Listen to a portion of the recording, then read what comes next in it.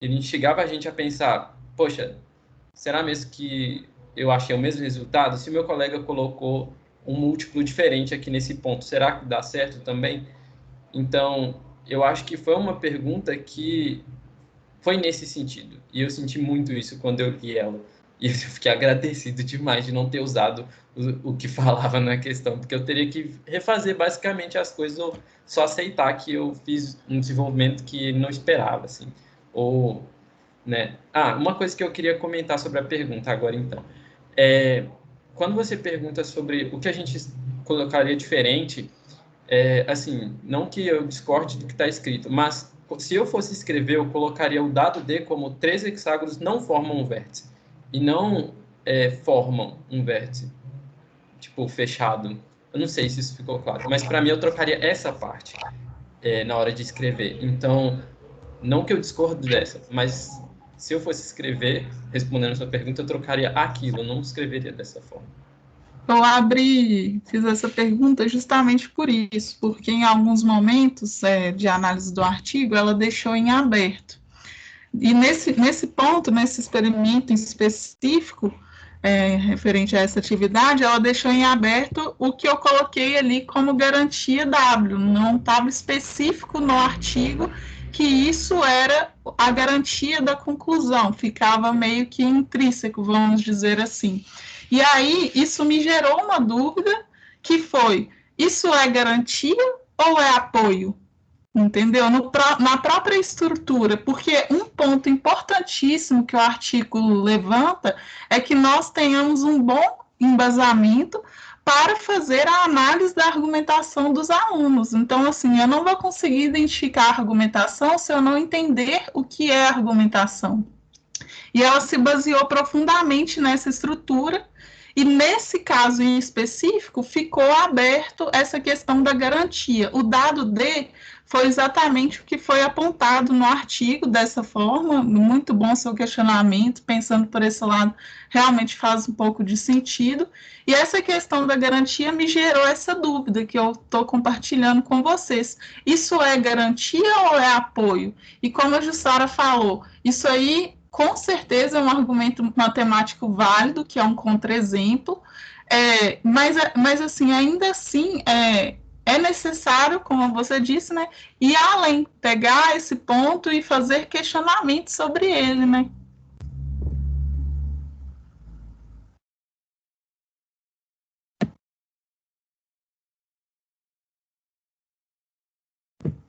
Concluindo, então, considerações finais. Um ponto importante desse artigo é o ambiente em que ele foi aplicado, esse experimento, vamos falar assim. Ele foi aplicado numa escola municipal, de rede municipal, em Belo Horizonte, foi aplicado em 3 turmas, e como a, o tempo, né, de duração dele foi cerca de 2 meses, e ele foi interrompido devido à saída da professora da escola. Um dos objetivos da autora é mostrar que, mesmo em contexto que apresentam fatores aparentemente complicadores para o desenvolvimento do ensino-aprendizagem, ela aponta quais fatores são esses, é possível identificar a argumentação matemática.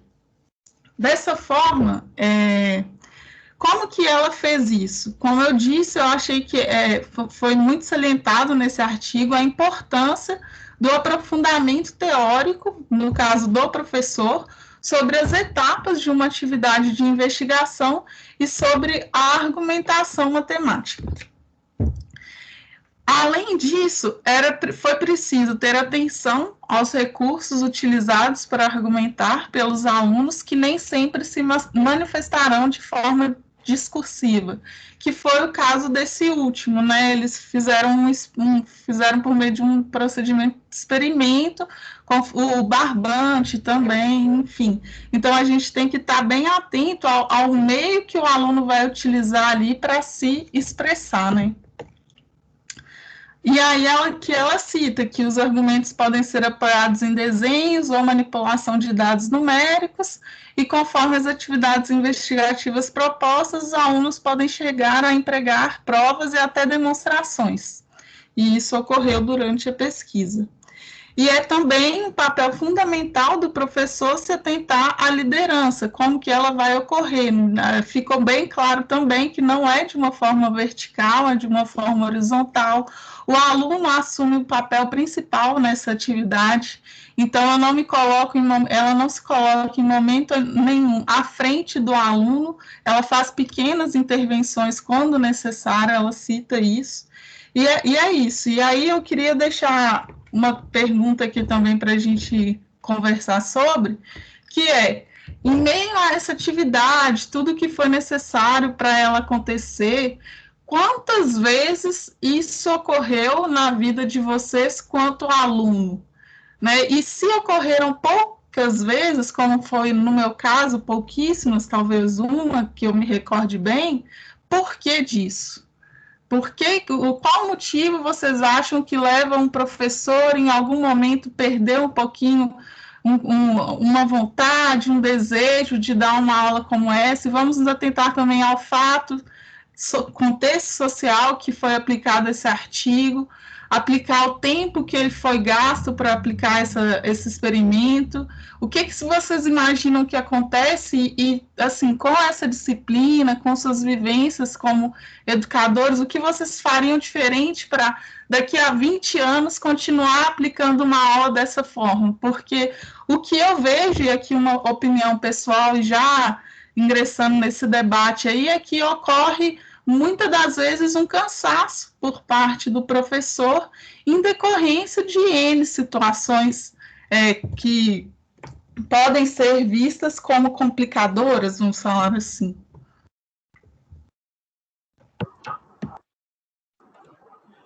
Bom, eu tenho uma colocação. Eu acho que essa mudança de paradigma não é uma coisa fácil de forma nenhuma. Principalmente porque a estrutura do ensino fundamental e médio, as estruturas que são feitas essas etapas, elas são um pouco engessadas. Então, para mudar esse tipo de coisa, tem que ser uma mudança de paradigma incrível. Assim. Tem que mudar as estruturas também, como são avaliados os alunos, como é avaliado o Enem, por exemplo, que é para entrar na universidade. Então, são estruturas difíceis de ser modificadas. Por quê? Eu acredito que essas atividades de investigação e etc., elas demandam um certo tempo do professor, tanto para elaborar quanto para aplicar na hora da aula. Eu não acho que seja uma coisa assim, papum, que você faz uma aula e já sai dali maravilhoso. Eu acho que são coisas demoradas, principalmente porque a nossa estrutura ela meio que apoia as aulas expositivas, esse paradigma do exercício. Então, eu acho que um dos complicadores de seria a investigação matemática é justamente a nossa dependência do método expositivo ainda para conseguir atingir certos objetivos que ainda não são totalmente claros. Então, os métodos avaliativos são todos baseados no paradigma do exercício, as provas, tudo que você imaginar fora da sala de aula é baseado, né, no paradigma do exercício. Então, acho que isso é um dos fatores complicadores. O que não quer dizer que seja impossível. De forma nenhuma é impossível da gente conseguir utilizar a investigação. Só que eu acho que é muito importante a gente também pensar em maneiras de mudar realmente o paradigma do ensino nos ensinos fundamental, médio, até mesmo na faculdade. Assim. É uma coisa muito difícil, só que tem que ser feita, e aos poucos, tem que ser feita justamente porque essas estruturas engessam muito o professor. Então, eu acho que é isso. Bom, respondendo à questão da Sinara, do grupo, né? Investigação é uma boa forma de fazer acontecer as argumentações matemáticas na aula de matemática, né? Mas não é a única forma. Um professor dando uma aula expositiva, ele pode abrir a discussão para argumentação matemática, né? Em que os alunos podem fazer perguntas, apresentar argumentos, dizer como eles estão pensando, numa aula em que o professor está fazendo exposição. Basta para isso que ele permita que os alunos falem, né? Porque os alunos vão apresentar ideias, vão apresentar dúvidas, e quando o professor aproveita essas oportunidades para perguntar para o aluno assim, como você pensou, né? Como você chegou a essa conclusão, e tentar mostrar para ele, ou refutar, ou apoiar esse argumento e seguir a partir dali, já está acontecendo a argumentação matemática. Então, ou seja, o que eu estou dizendo aqui, usando uma argumentação, é que na investigação acontece argumentação, mas não é só na investigação que acontece a argumentação, existem outras maneiras também. E aí basta o professor deixar que os alunos falem, né? Esse é um ponto. O outro ponto também é que já tem um tempinho que eu trabalho com formação de professores, e há algum tempo atrás, o argumento para não fazer coisas diferentes do tradicional era assim, o vestibular tem questões muito fechadas, não sei. O Enem hoje, ele é muito mais aberto à argumentação, né? Tudo bem que é questão de múltipla escolha, mas se a gente não tiver uma flexibilidade no pensamento matemático, né, de buscar dados, de raciocinar de forma não técnica apenas, né, o aluno não consegue se sair bem no Enem. Né? Então, sim, existem as provas em larga escala que são uma referência, mas a gente, ao trabalhar, por exemplo, argumentação matemática, investigação e outras tendências da educação matemática, eu acho que a gente está ajudando mais o aluno a se sair bem nesses exames, porque apenas o professor falando a matéria e passando informações, sem que exista uma discussão matemática rica na sala de aula, ele está treinando o aluno a fazer determinados tipos de questões e não a raciocinar matematicamente. Então, eu estou aqui refutando alguns argumentos apresentados. Passo a palavra.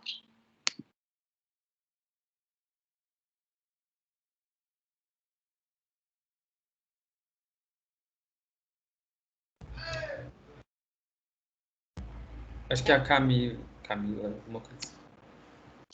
Oi.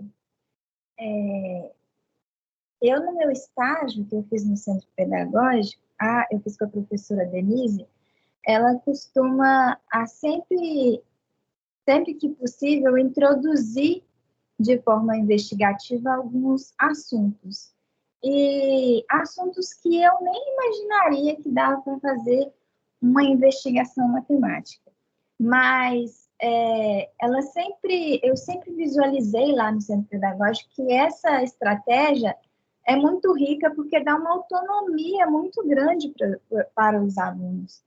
E eu acho que vale todas as tentativas, embora a Sinara tenha falado do cansaço dos professores, talvez da falta de estrutura, dependendo da escola, talvez de alguns fatores complicantes, como foi o caso aí nessa escola, tinha meninas grávidas na sala, tinha alunos de inclusão, ela citou também dificuldade da atenção dos alunos, mas eu acho que é uma estratégia que ela, ao invés de dar um trabalho extra, ela pode ser facilitadora na comunicação na sala. Então, é um debate, sim, para um outro momento falar quando deve ser usada, né?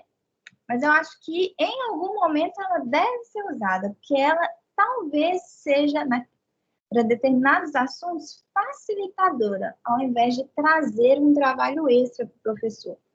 Acho também que tem a questão de como o professor visualiza essa metodologia.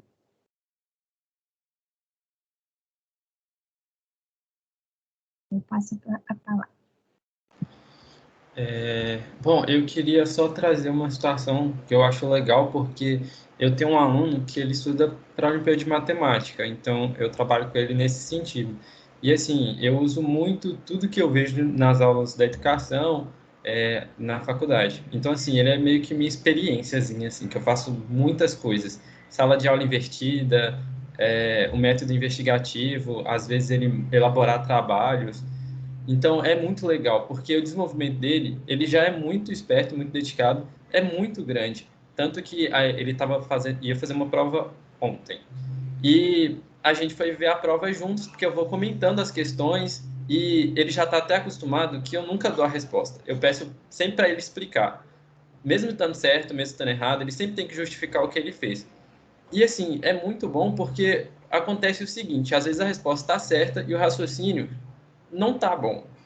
Ele segue um caminho que não faz muito sentido, ele poderia usar numa questão parecida. Então eu explico e tudo, ou então ele erra a questão, mas o raciocínio estava certo. Então eu falo com ele, sempre explico o que você fez para mim, porque é um critério na Olimpíada de Matemática também. Então ele já está até acostumado. Então é muito engraçado que ele faz a questão e fala: já posso falar como que eu fiz? E é muito bom isso. E na última prova que a gente estava avaliando, teve uma questão de padrão, de identificar a resposta certa, que foi muito rico a nossa discussão. Porque ele marcou a resposta certa, tudo bem, mas eu fui comentar com ele: será que é isso mesmo? Aí eu fiz uma sequência com 2 e 4. E falei: qual que é o próximo? Aí ele falou: é o 8, eu acho. Eu falei: mas é só isso? Vamos tentar montar outra. Aí a gente montou várias sequências, começando com 2, 4. E aí ele perguntou para mim: qual tá certo? Eu falei: não tem. Quem montou a sequência é que vai te saber falar isso. Então, não tem uma certa. Aí a gente voltou para a questão, que tinha um padrão de figuras, e ele falou: então não tem resposta certa? Eu falei: pois é, não tem resposta certa. Mas você tem que avaliar a questão, ser bem analista e saber qual faz mais sentido. Aí ele até tentou fazer uns outros padrões e falou: esses outros não dão muito certo. Essa daqui é a única que vai obedecer melhor ao que a gente entende por padrão. E a gente ficou tanto tempo numa questãozinha de que aparecia uma bolinha branca, uma bolinha preta. 3 bolinhas brancas, 3 bolinhas pretas. 4 bolinhas brancas, e aí a gente ficou tanto tempo nisso que ele comentou assim: nossa, uma questãozinha dessa, a gente está aqui um tempão falando dela. E assim, foi muito bom, porque ampliou bastante assim ele avaliar uma questão e saber assim, não necessariamente tem uma certa. E às vezes ele vai errar, mas não necessariamente o raciocínio dele está errado. E um outro ponto, numa outra questão que eu achei muito interessante também, poxa, agora eu não vou lembrar, mas são várias situações assim que me proporcionam um, uma, assim, uma situação que é muito agradável, porque percebe que ele está evoluindo bastante em avaliar melhor também. E aí eu queria compartilhar isso, que tipo, é muito bom ver o raciocínio por trás, porque às vezes é um raciocínio muito bom e que se perde por ele achar que errou e invalida tudo. Então, eu acho que a argumentação em ficar provocando para justificar é muito, muito boa. Jenny. Sim, com certeza. Pegando aí um pouquinho do que a Jussara falou também a respeito do Enem, eu concordo muito, acho que ele mudou muito a metodologia de aulas de matemática, acho que não ficou mais uma coisa tão objetiva quanto era antes. Assim, as questões bem, assim, calcule, isso mudou um pouquinho, passou a ser mais contextualizada e mais críticas também, né? E, assim, o processo de argumentação, de leituras, ajuda muito, né, nessa prova, que é, assim, amplamente vista e necessária. Então, acaba que essa aplicação de metodologias para que o aluno argumente, ela vai se fazer cada vez mais presente e de diferentes formas, como a gente estava falando, não somente da forma investigativa. E aí, recordando aqui, né, assim, realmente na forma investigativa eu tive pouquíssimas situações, mas eu tive, assim, acredito que nós temos pessoas referências na nossa vida, que são muito bem lembradas. Eu tive uma professora de matemática que, assim, ela era muito chata comigo, porque eu gostava de responder as coisas bem objetivo, tipo, eu calculava tudo de cabeça e colocava a resposta lá. E ela fazia questão de me dar zero na questão, literalmente era zero mesmo, e falar, não aceito, não é assim. Eu falei, mas a resposta está certa, não é assim que eu quero, não adianta. E não importava o tanto que eu chorasse para aceitar, e ela não aceitava. O que ela fazia era me colocar sentada na frente dela para explicar como que eu fiz para chegar naquele resultado. O nome dela é até Bruna, ela foi uma pessoa assim muito especial na minha vida, uma professora assim incrível. E outra foi uma professora de química. Oi? Ela mudava a nota depois, que você justificava? Mudava, graças a Deus, né? Bom, essa parte é importante. Mas não. Então, eu concordei com ela. O zero para te incomodar e te tirar do silêncio. E era muito ruim, porque assim, né, a matéria que a gente mais gosta é a matéria que a gente quer ter a nota lá em cima e tudo, que é destaque. Quando a gente gosta do professor também, a gente quer impressionar, e eu ia lá, né, fazer tudo de cabeça, achando que ia dar super certo, e na hora de entregar, na hora que eu recebi a prova, tinha um zero lá, e ela não aceitava de jeito nenhum, assim, nas primeiras, eu lembro bem claramente disso, porque foi muito marcante. Então, assim, nas primeiras 2 provas que eu tive, era bimestre, né? Eu tirei zero e, assim, tinha que refazer, e aí ela recalculava a nota, claro. E uma outra também era de química, que ela pontuava questões. Então, assim, se ela estava passando, fazendo uma aula expositiva, como a senhora falou, e se você levantasse uma boa questão, ela te dava um ponto por isso, entendeu? Ela marcava ali e contava no final do semestre quantas questões você levantou e normalizava pelo máximo de questões por aluno. Um método também muito interessante. Mas é isso, gente. Alguém quer falar? Alguém quer comentar mais alguma coisa? Não, eu só queria comentar que eu nunca tinha pensado por a perspectiva que a Jussara tinha falado do Enem. Então, eu achei muito interessante, assim, que eu nunca tinha pensado nessa perspectiva dessa mudança do Enem, não. Então, foi muito bom. Eu queria colocar aqui a questão que vocês colocaram lá no fórum, que eu achei muito bom, muito boa a questão, estava na atividade 3, né? Como você explica a mudança de convicções da autora? Porque ela fala que antes, nas atividades de investigação, ela percebia uma ausência de argumentação e, no final, ela concluiu que é possível identificar a investigação. Então, como que explica essa mudança da professora? Essa questão é a questão-chave do artigo.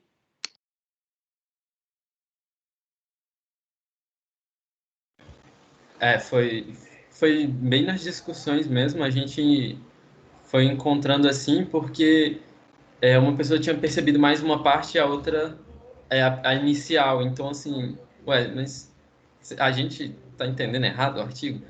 Então, a gente quis propor isso para ver mesmo se as outras pessoas tinham percebido isso, se tinha uma interpretação diferente que a gente estava entendendo, que, ao que parece, ela só, num momento inicial, falou que estava ausente, mas, na verdade, era porque não buscava identificar mesmo, porque ela mostrou que dá para identificar se você olhar mesmo. Então, para mim, ficou mais assim, sabe? Que ela falou aquilo, mas por isso, por não aparecer, não tá explícito. Mas, né, cada um tem um monte de respostas e é um questionamento muito bom. Sim, e aí a partir do momento que ela teve esse olhar e procurou, né, saber mais sobre essa questão de argumentação e argumentação matemática, e aí colocar o que os meninos falaram em cima desses modelos, e aí, a partir disso ela conseguiu fazer a identificação que ela estava sentindo falta, né, como ela mesma diz no início do artigo. Ela mudou os óculos, né? Exatamente. Ela olhava para os alunos só procurando a argumentação formal matemática e ela não enxergava. Aí ela colocou a lente lá do TUME, do modelo de investigação, ela se abriu para observar outros tipos de argumentação que não apenas a argumentação formal. E esse é o principal recado desse artigo para mim, né? Que a gente não pode falar assim, os alunos não sabem pensar. Somos nós, muitas vezes, que não estamos atentos aos argumentos que os alunos usam, que não são sempre os argumentos formais matemáticos, mas são argumentos, né? E aí é importante a gente partir desses argumentos para ir elaborando até que ele chegue ao argumento formal matemático. Então, professores, vamos olhar para nós mesmos, ao invés de falar para o aluno, você não sabe pensar. Com certeza, Jussara. Para mim ficou bem esse aprendizado também, essa reflexão, né? De não só olhar para o aluno, mas olhar um pouquinho para a gente também, né? Bom, alguém quer comentar mais alguma coisa? Bom, a gente acho que passou um pouquinho do tempo. Tá muito boa a discussão, mas a gente precisa encerrar. Quero agradecer a todo mundo que participou e quem for ver isso depois também. E é isso por hoje. Gente, parabéns, muito obrigada, grupo. Acho que a discussão está muito rica mesmo. Mas meus parabéns, ficou muito legal mesmo o trabalho de vocês. Tem aula daqui a pouco, às 9 horas, né? Obrigado aí, gente. Muito bom, grupo. Boa noite, gente. Obrigada. Obrigada a você. Boa noite, gente. Obrigada aí a quem participou. Até as próximas discussões aí. Semana que vem nos encontramos aqui novamente, tá? Às 19 horas na terça. Beleza. Por favor.